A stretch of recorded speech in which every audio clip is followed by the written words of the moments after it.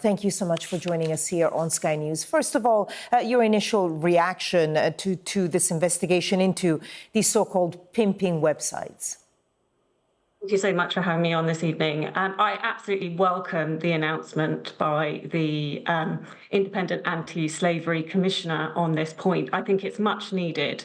We have real issues at the moment with pimping websites. They are effectively turbocharging the sex trafficking trade because it allows them to advertise freely to sex buyers across the country very easily. So I'm so pleased that the Commissioner is going to investigate this and look into this. We, as part of the investigation, gave a right to reply to one of these websites, and they said that they're regulated by Ofcom under the Online Safety Act, and that they do deploy a range of measures to detect, report, and remove potentially exploitative content. What do you make of that, and where do you think that maybe that some of the pitfalls or, issues with it are? To be frank, it's just not good enough at the moment, and some are better than others in terms of looking and making sure that exploitation isn't happening. But we need to ramp up the measures that we're doing. It's just not sufficient. We have a lot of exploitation going on right now, so we do have to look at what more can be done, and we fundamentally need to change the law here. So we need to recognise that current law hasn't kept up with the modern world that we have right now. So we have laws that, it is illegal to advertise sexual services, in a telephone box, for example, or in, a hard copy newspaper, but it is not illegal online. So we need to bring our laws into the modern world so that we can properly protect women and girls. You mentioned, that it was illegal to advertise in phone box. I think some of us will remember when sometimes phone boxes, when you had them in cities, were full of these cards. But you sort of mentioned it hasn't kept up with the times, but that was a very long time ago. It might be surprising to some that the law hasn't kept up when actually, that the online world's been around for decades. Absolutely. I think that's an absolutely fair challenge. This law should have been updated long before now. And it's really frustrating because, Tonya Atunetsi put forward an amendment to the Police and Crime Bill on exactly this, which wasn't accepted. We will obviously continue because there's a huge amount of cross-party support for this. So it's incredibly frustrating that we haven't yet got this change in law. And I do think if we can put this change in law in place, we will see a significant improvement in terms of reducing that commercial sexual exploitation.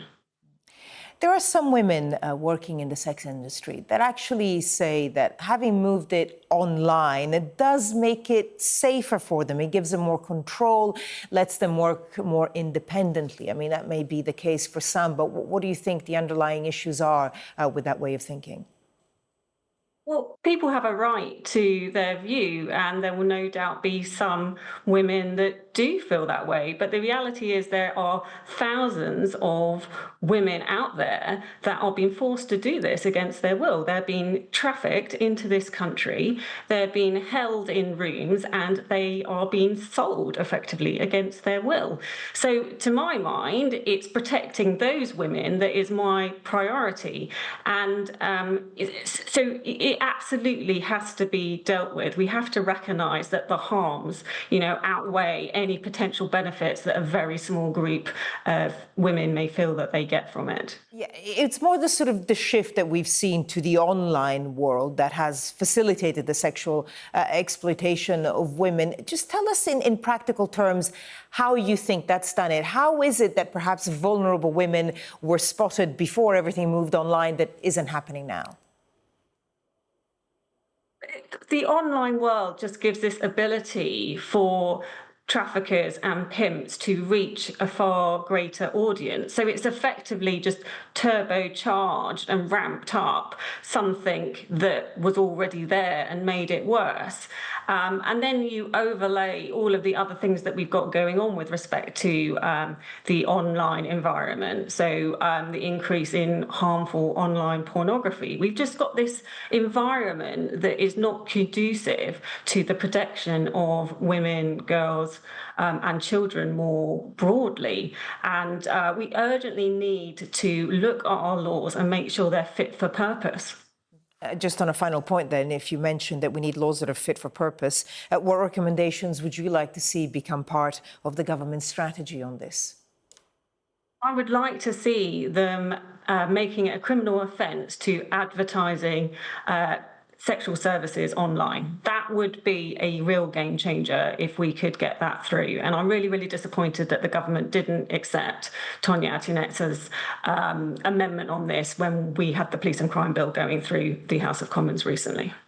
Okay. Rebecca Paul, Conservative MP and member of the All-Party Parliamentary Group on Commercial Sexual Exploitation. Madam, thank you so much for sharing your views with us. Thank you.